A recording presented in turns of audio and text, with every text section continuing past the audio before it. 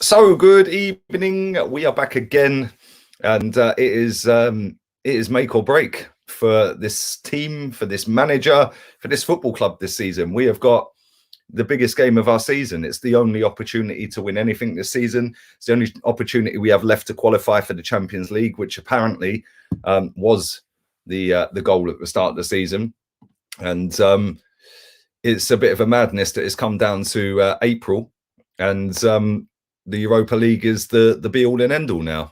Kind of crazy, really, considering after we beat Fulham 3-0 convincingly in the first day of the season, it was, yes, top four is on. We're going to make it. We're going to do this. We're going to get to the pinnacle competition, the ultimate competition in Europe. And now it's a case of we have now got to beat a Slavia Prague team who are unbeaten in 38 league games. Madness. I think they're unbeaten in about 15 straight games in all comps, I think, in their leagues. I don't know. I see something there. I kind of proofread it. I didn't go through it properly, just fanned through it, really. But listen, big up to everybody who is watching live. I am going to go through the transcript. I'm not going to read it all because there is just some dumb questions, as always. Also, in 40 minutes from now, I will be on Toby's channel. Me and Toby are going to go through when Arsenal were great under the Invincibles. And we're going to dissect and talk about that for an hour or so before the Champions League game tonight between Porto and Chelsea, which I'll be watching. After that, I won't be streaming again, but there will be a preview for this game tomorrow. I'll record that in a short while, and that'll be in there for 10 o'clock tonight. And then tomorrow, it's all systems go, go, go again. Watch along, build-up show, match day vibes with Tom, and then fan cams after the game as well. So plenty of content still to come. Make sure you are slapping the likes through the roof. That does help. And I do appreciate it. So make sure you are doing that. And let's get into this transcript from the most fraudulent manager in the Premier League. He was asked the question, is it Champions League? I do it every time. Is it Europa League or nothing? Like, is it all or nothing? He was asked. Maybe we should do an Amazon series, Europa League or nothing. He said this competition is all or nothing because when you play a tie, you're either in or out. Shake it all about. We want to be in the semi-finals. And we know how important the game is.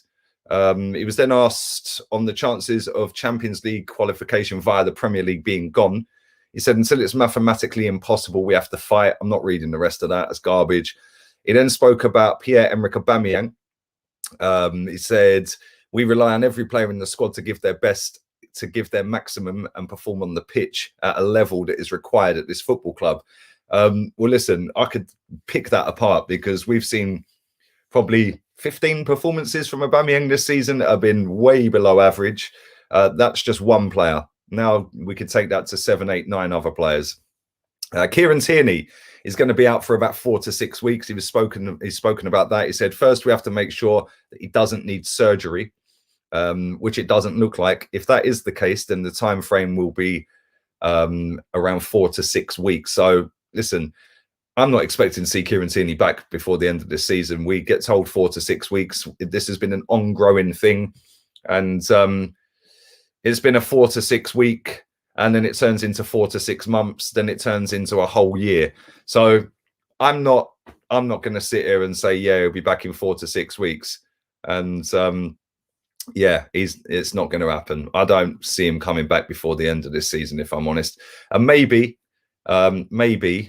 we should just let him get better and go fight and fit for next season.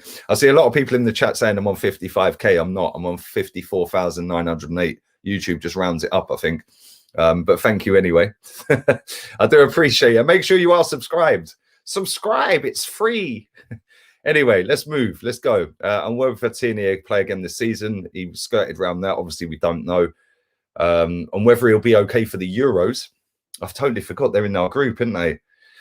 Ah, dear. It will depend on how things evolve in the next few weeks. He's keen to play for us before the end of the season, and he's extremely keen to represent his country. Martin Odegaard, he was asked about his chances of playing on Thursday. He said he's being assessed today. He's been carrying an injury for the last 2 or 3 days since he got injured with the national team. Well, that bodes the question then, why did he play on Saturday? Again, playing another player that's not completely fit. And he's got a history of this, Mikel Arteta.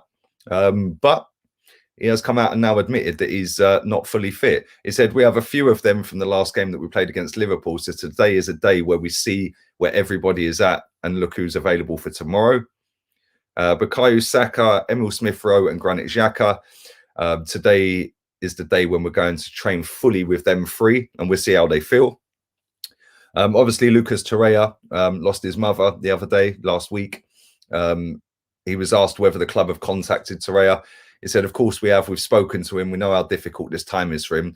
He was really attached to his mum and really attached to his family. It's a hard time for him. And emotionally, there's a lot of thoughts that will go through his mind when things are like that. It's not a moment to make decisions. He then was asked whether he had returned to South America, Torreira. He said he probably feels he needs to be the responsibility of being closer to his family, but it's not the moment to make any choices or decisions right now. Now nothing is going to change. It's just an interview with some comments. Let's see what happens. He was then asked about the striking balance between players' desires, a striking balance between players' desires and the club's financial needs. He said it's something that's very common when players go through different stages in their careers and emotional moments. These things happen when they have to deal with that. And we know that you have to, when you recruit a player from a foreign country, that you have to struggle sometimes to adapt to a new culture, a new language, a new way of doing things. But listen, let me say something about Torreira, right? Because I think that when we signed him, everyone was dubbing him like the man that we've needed. We've really needed Lucas Torreira. He's the guy. He's the guy that's going to make us go up levels in midfield. And listen, people always look back at the couple of games where Unai Emery played him at number 10 and want to get on Emery's case. So I just look at his overall Arsenal career and I think like it could have been better, but it could have been a hell of a lot worse. And let's be real, he obviously didn't want to come to us in the first place. He was moaning about the weather from the minute he got here. He's moaning about like just everything, like the rain, the wind, the snow. I think he wanted to go to a different club. Atletico Madrid he's obviously at now. And even they ain't playing him. But when they have played him, they have played him at number 10 quite a few times. Which, there you go. Maybe Unai Emery was generational, shall we say. Big up to everybody who's in the chat, by the way. Smash the likes up. Thank you very much. Big up to Sai. I think that's how I pronounce your name, buddy. That stream with Matisse was jokes. Enjoyed that to bits. On another note, I've got zero confidence in us winning the Europa League. Sack Arteta. Thank you very much for the kind words, man. And listen, that stream was probably the best stream. No, it was the best stream we have done on Matisse's channel on that London's Club Carnage. That was mad. Even Toby was just going nuts, brother. I can't lie. Literally, everyone just gets triggered on that show every week. It's jokes. And thank you for your donation, mate. A week left until I get the pink badge. Come on, Spanish Tony Pulis, my guy.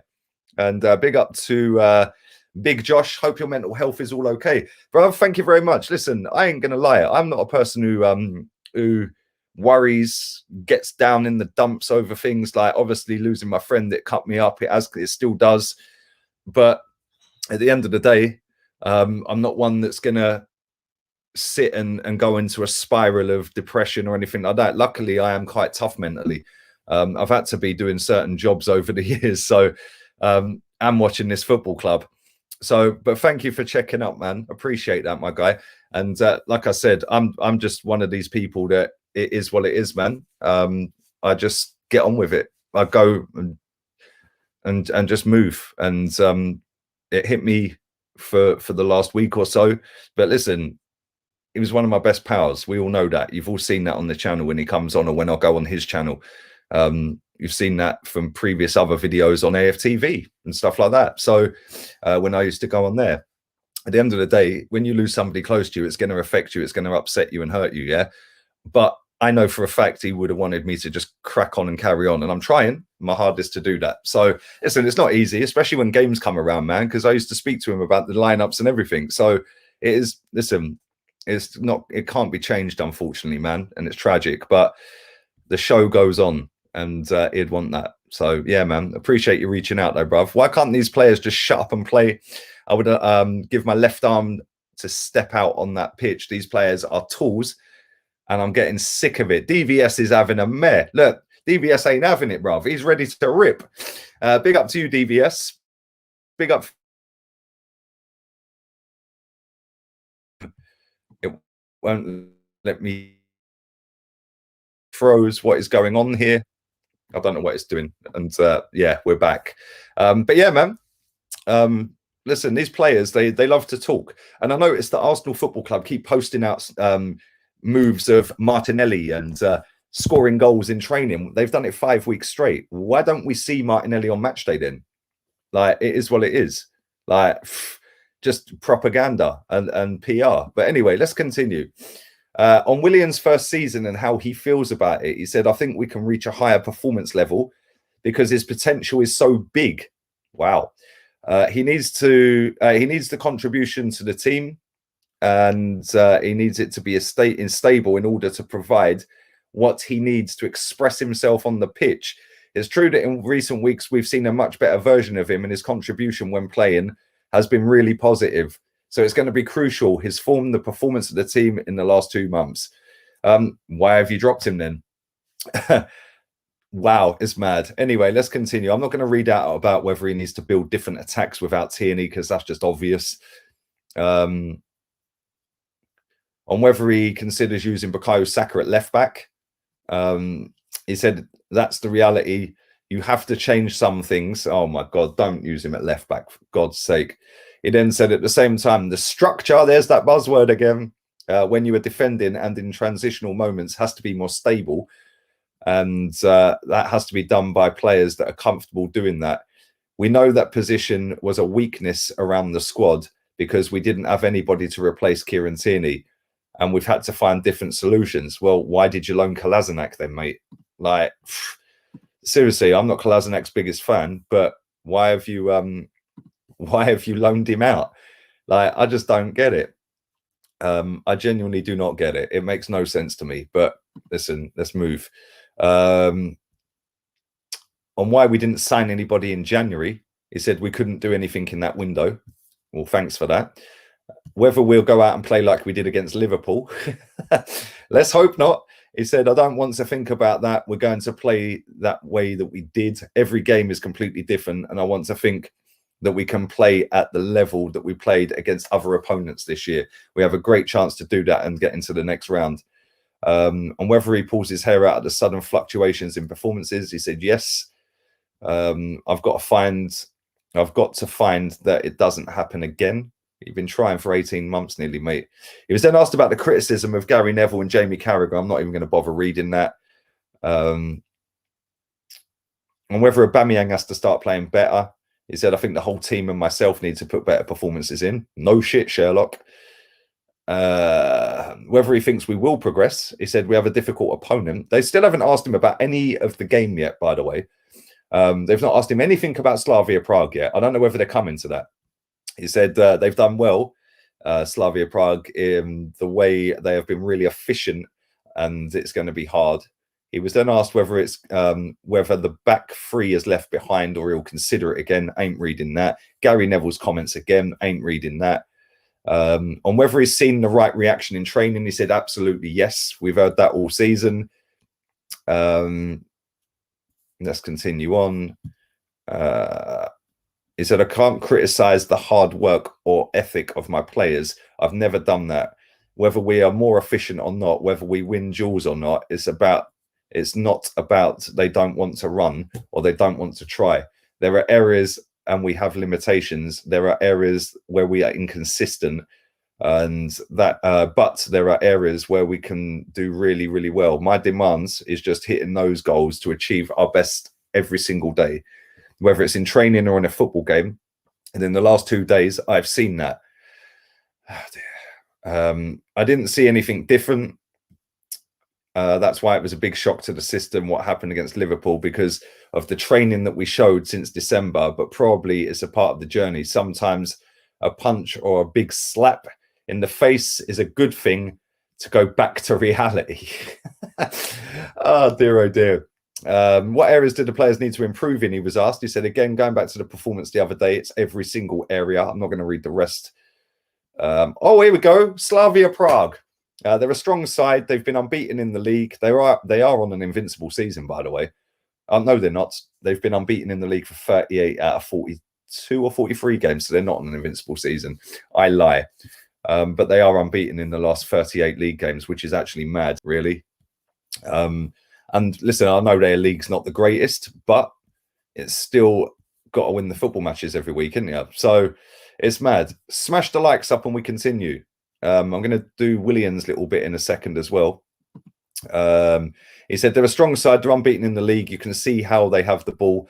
I think in the last few years competing at the highest level, they've always been in the game and made it really difficult. They are really competitive, brave, very direct and incisive, and a team that can cause problems throughout the game. They never give up. They have a top attitude at all times, and that's why they can beat the top teams. They're a good side, and they are a good side. And listen, they play very similar to Leeds United, which is why this game ain't going to be easy.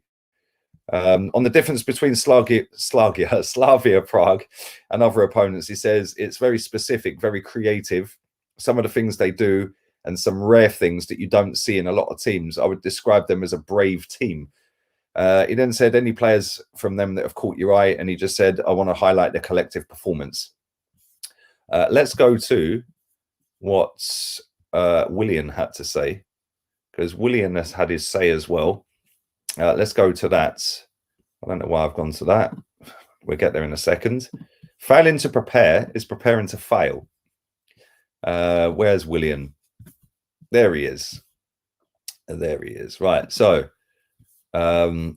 William faced the media on Wednesday and took the opportunity to speak out against racism online and online abuse, while calling on the football authorities to do more to tackle the issue. The Brazil international was asked at length about the problems that he's faced, and you can read the transcript here. So here we go. On the way UEFA deals with racism complaints, he said it's been difficult to talk about that. We as players cannot do a lot. We can do what we can to report it, share it with you guys and speak about it, but we want action. We do not see any action from the authorities on that case, and they have to try and stop it. When people say horrible words about your family, it is not good. They can criticize us in relation to what we do on the pitch. I have no problem with that. No problem at all. If they want to criticize me and what I do on the pitch, if I have to play better, if I have to train more, yes, I'll accept that. But when they come and attack you with horrible words about your family, that's not good. So we have to stop it and try and find a way to stop it. On what's changed to make him speak about it now, probably club PR, if we're being honest. Wheel out William about his family being abused on social media, which I think happened. And listen, I ain't condoning it either. Anyone who abuses footballers, players, families and stuff like that, like in terms of like some of the shit I've seen towards Mustafi, Xhaka and William, yeah, it's a disgrace. Like, and not just that, the racist abuse. I see Jude Bellingham got it the other night. It's just ridiculous, man. These people are fucking idiots. Like, seriously, they need to have a look at themselves. But anyway, he said, well, because we see it every day, week by week, and I was in a situation a month ago, like I just said, where it was very difficult for me. Now, I have a lot of things on my phone, and I saw a lot of horrible words against my family. After that, I said to myself, enough is enough. I have to try and say something to take action against the racism and online abuse. I'm proud because the club is doing that, and they're helping us a lot, and I will never stop to fight against it. I'm giving advice to younger players who have experienced racism. He said, what I can say is that the advice is to share it with the authorities, put it on social media, and never fear to speak out about it, because these people have to pay for that. I don't know why they do it. We want to know that. So we want to know that. So the advice is that, he said, we have to speak out. How much does it impact your day-to-day work? He was asked. That's a good question, actually. It really affected me when they say about my family. As I've said before, they can criticize me, no problem. I'll always accept it. But when they come and attack your family with bad words, I can't say here that it hurts. That's really affected me, and it's a big problem. How the messages have made him feel. He said, I feel straight away that I want to delete my social media accounts. I've seen some people do that because of it. Because of the racism and the abuse, and straight away I want to do that. But then I think if you take a few minutes to relax and chill a little bit, yeah, then rather than just delete straight away, if he was scared to look at his phone after a game, he said, yep, to be honest, we're human.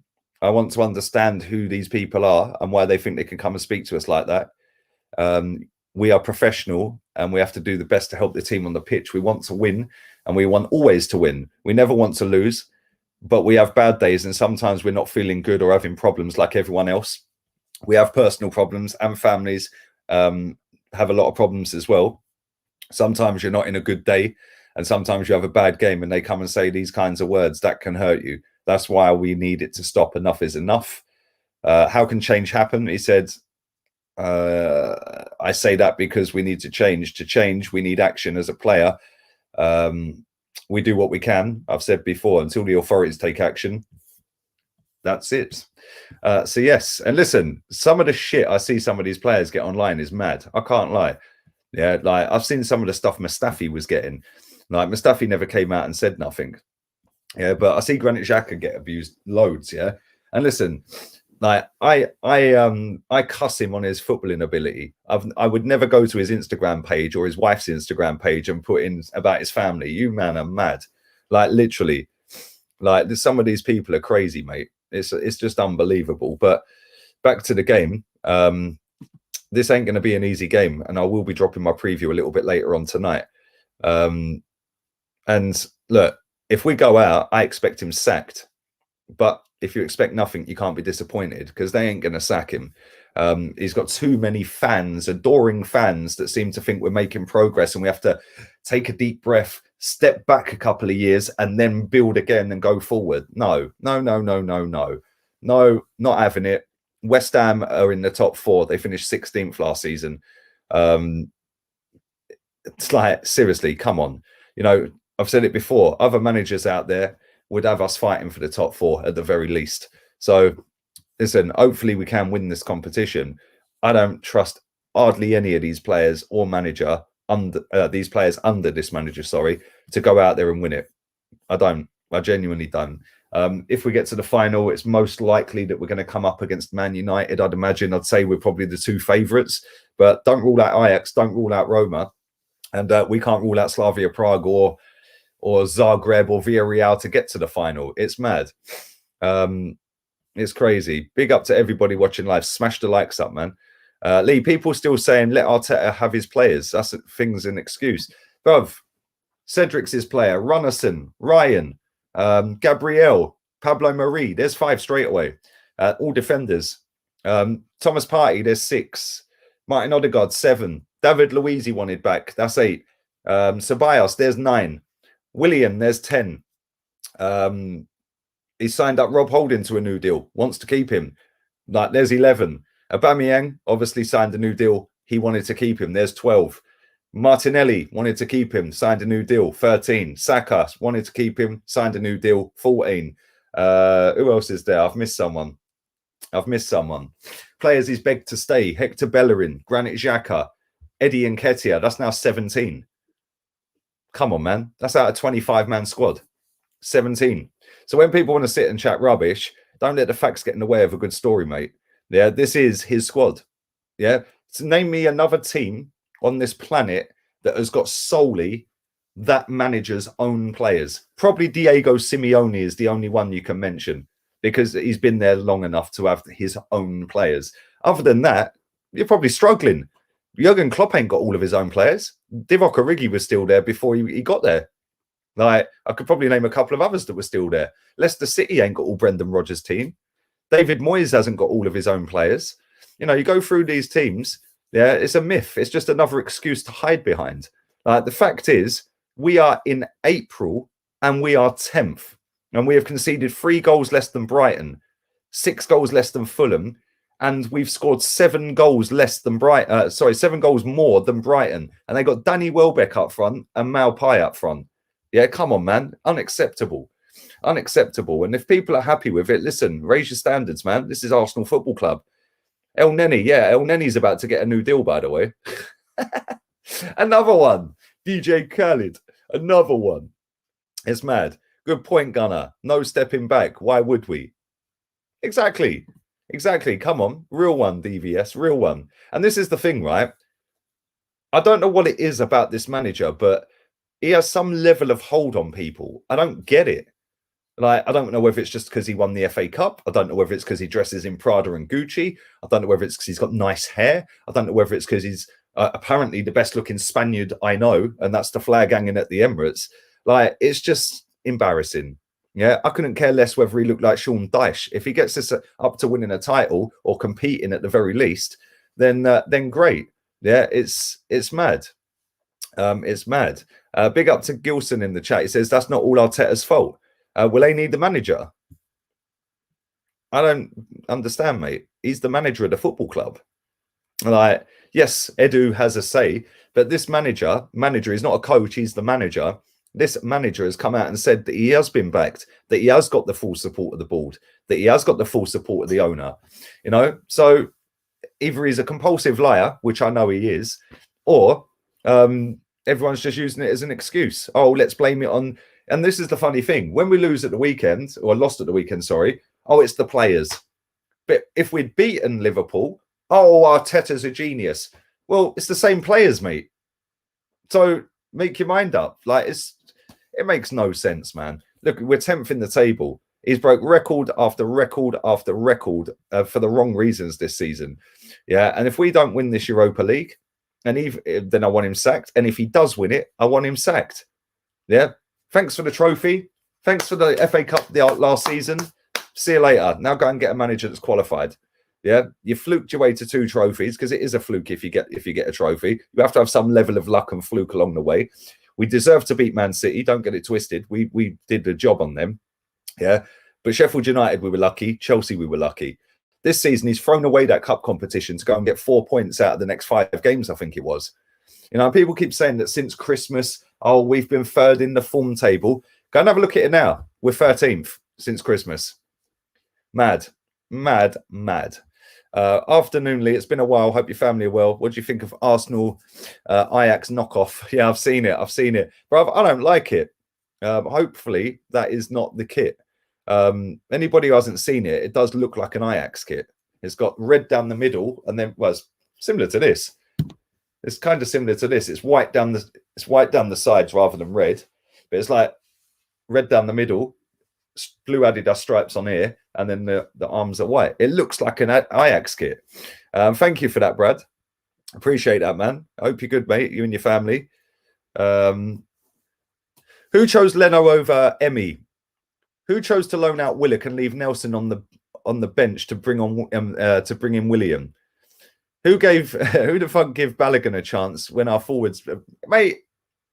That I could do a whole stream on every mistake this manager has made since he's been here, or everything that I don't agree with since he's been here, and I could come up with probably over 150 things. Maybe I should do it at the end of the season. Maybe I should do it. The list does go on and on and on, mate. It does. Chelsea score prediction. Is it in Porto?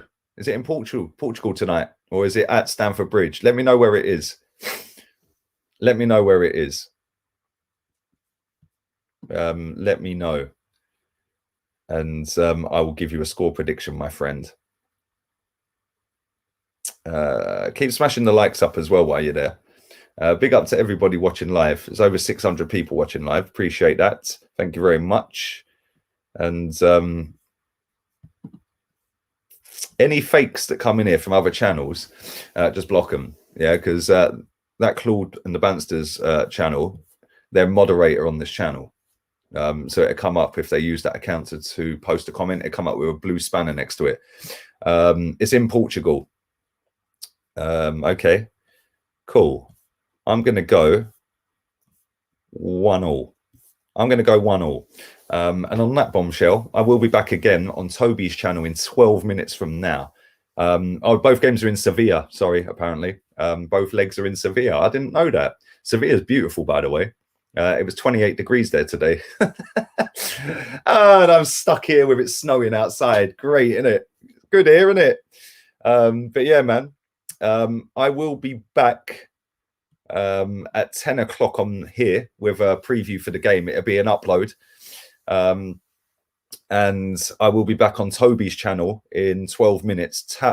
Tap in Tobes. It's a bit of a mouthful. Tap in Tobes. I'll be on his channel. We're going to go through the Invincible team, whether whether they were overrated, whether they were underrated. Who knows? Come and find out. I don't even know how the stream's going to go, but he invited me on and I'm coming on. So yeah, man, I'll be on there. And big up to all of you real ones in the chat. Make sure you're smashing the likes up before you leave. And I'll be back again here at 10 o'clock. We out of here. Later.